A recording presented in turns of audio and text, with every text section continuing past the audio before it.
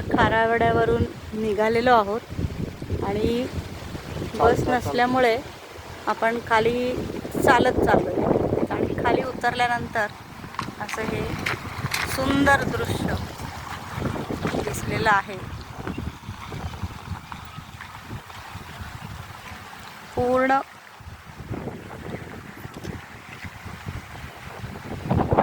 असं हा डोंगराच्या रांगा आहेत आणि त्याच्यावरती तिथे ते खारावड्याचं मंदिर आहे.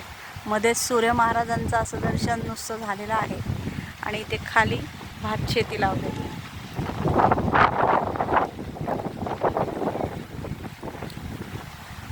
तर असा हा सुंदर परिसर आम्ही तरी आलेलो आहोत वन डे पिकनिकसाठी आणि म्हसोबा देवस्थानाच्या दर्शनासाठीचा उत्तम स्पॉट.